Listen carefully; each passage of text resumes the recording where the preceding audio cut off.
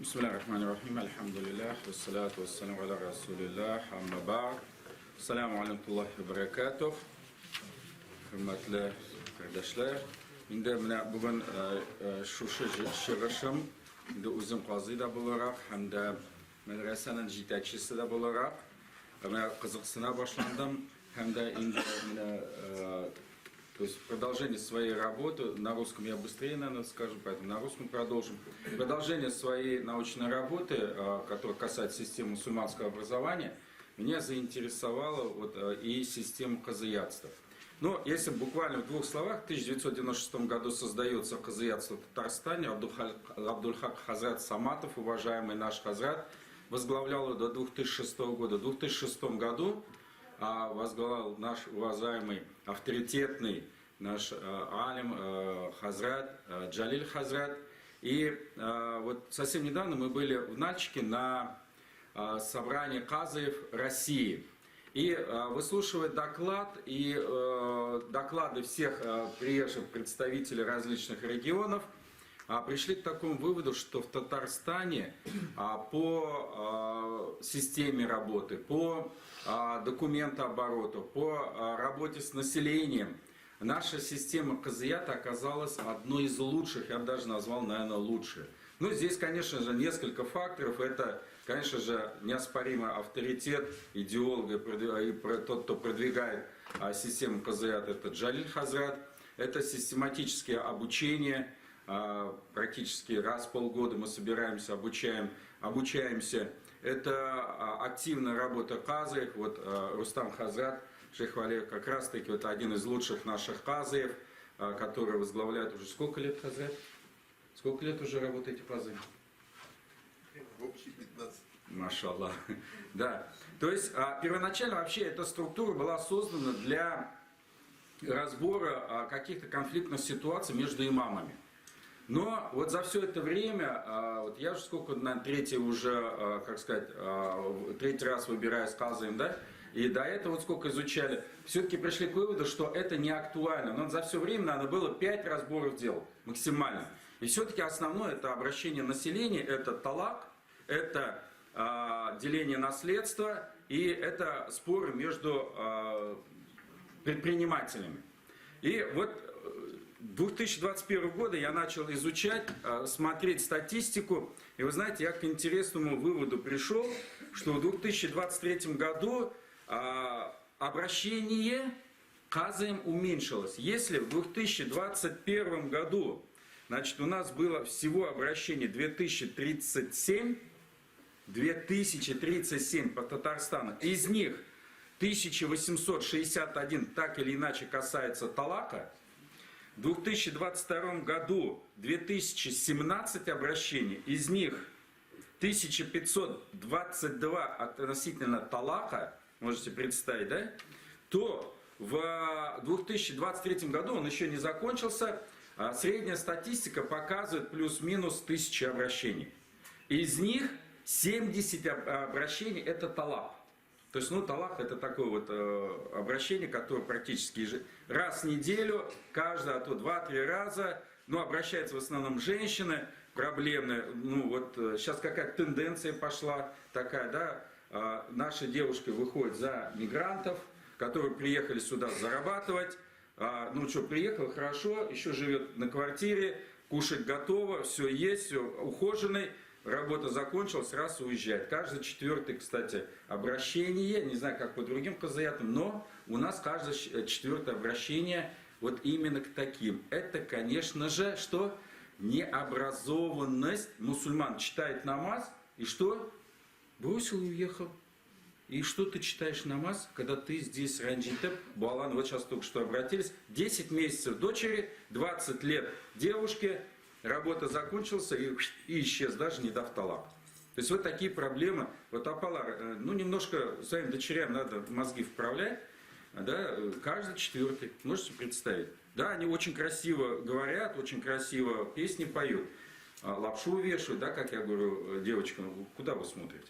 Но все-таки, мы вот начали анализировать, почему уменьшилось обращение? Да, создалась система мухакимов, или сохранение семьи, комиссия по сохранению семьи. То есть у каждого казы по 4-5 районов и в каждом районе выбрали мухтасиба, который также НТ. То есть система обращения сперва к имаму, имам не может решить мухтасибу, мухтасиб не вправе выносить талак, не талак, он некоторые вопросы решает, некоторые обращает, основной направляет казы, казы, если не может решить, он обращается в совет казы направляет.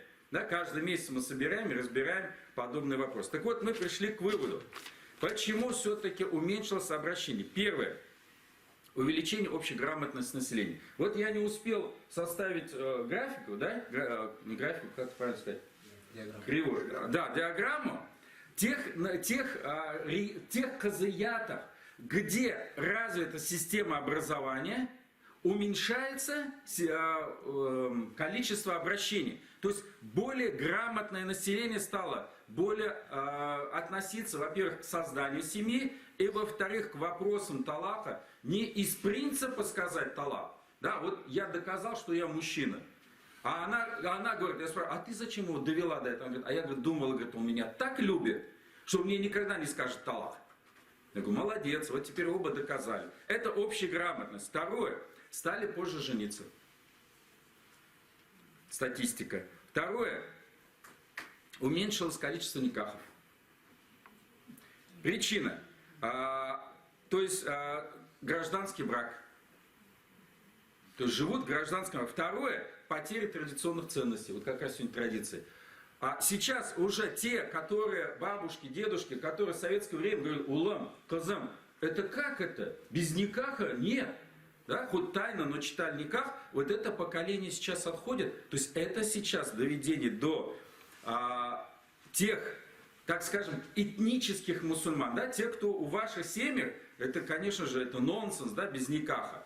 А те, кто большая масса, то есть теперь доведение это до них. И вот шейх у нас, как Аз-Захрави, да, Мухаммад Айман Аль-Захрави затронул одну тему, что начали обучаться за рубежом. Это беда современная. Не за рубежом, прошу прощения, неправильно. Через интернет, вот сегодня спор же был, да, к ученым обращаются, а по этому вопросу как, и начинают учиться, и потом приходят, и еще нам казам пытаются доказать, или же тем, кто всю жизнь посвятил обучению учителям, пытается доказать, что белое это черное, черное это белое. Так вот, сейчас увеличилось обращение через интернет к подпольным ученым, да, вот к таким. Вот у меня такой вопрос. Один мне приходит и говорит, женщина, а мне, говорит, сказал, говорит, алим, что вы мозги парите? Живите. Я говорю, как это живите? У вас талак? Семью сохранить, это главнее. Как у вас 3 талака? Как это главное? А у нее еще Паша, она пришла, спрашивает, Хазрат, мы вообще семья или не семья? То есть, да, обращение к зарубежным подпольным ученым. Следующее. Вот раньше было так. Поругалась жена с мужем. Хазрат, я хочу развестись. У меня вот такая проблема. И начинает нам по 2, по 3 часа. В среднем разбор одного дела или суда, да, идет до 5-6 часов. Можете представить? 5-6 часов. То есть вот обращается, это уже сложные дела. 5-6 часов. И что? Здесь люди начали понимать. Оказывается, не так. Я вот пришла, пожаловалась, он какой нехороший. Дай мне талак, все, я не хочу с ним жить. Нет, люди начали, мусульмане, понимать, что там разбирают, а там все надо рассказывать. И не только то, что ты пришла в жилетку, поплакалась, да, то есть на этом все остановилось. И следующее, вот это, наверное, будет последнее, последнее такое спорное, уменьшились браки, вот как мы говорили, да, мы начали сейчас просвещать, что все-таки, вы знаете, официальные браки это тоже хорошо. Вот некоторые говорят, я не помню с какого района, и я могу ошибиться, по-моему, с Нижнекамска.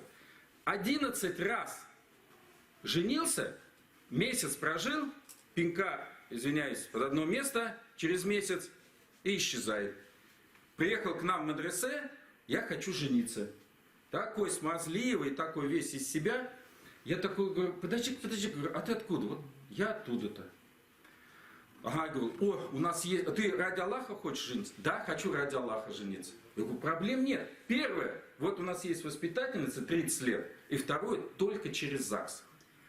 Он мне, да ты в Аллаха не веришь. Да ты, подожди, при чем здесь это? Я говорю, я хочу уберечь. Она для меня как дочь. Нет, мне нужна молодая девственница, не старше 18 лет.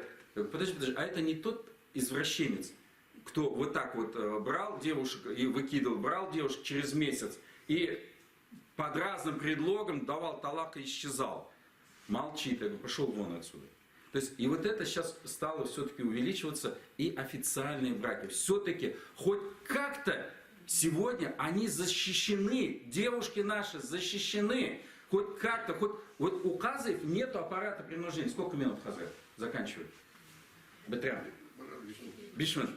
У Казаев, вот понимаете, у Казаев нету аппарата принуждения. Вот Джалиль Хазрат очень часто говорит, да, вот приходит имам. Эй, Хазрат Каем, ниндесин малтур, ниндесин маладис, аңа хайырында бирәләр, бәлешендә ашаталар, әле илтеп тә куялар, алып тә киләләр. Килә казый, 5-6 сағат утра, 5-6 сағат утра, бір яғы, эй, бу Хазрат, дұрыс түгел, ана, ты зарубежный, пойду я к зарубежам и спрошу у него фатву. Он мне точно на моей стороне будет. Так, Джалиль Хазрат говорит, как в унитаз весь грязь сливает, қазылар, тырнылар, шуны, баш ауыртып, пайтып кетелер, и все равно сен нетесің.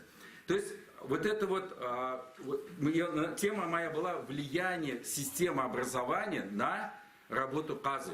Вот в этом году, я говорю, да, ну вот где-то 1000-1300 обращений, я так думаю, да, вот к концу года подведем.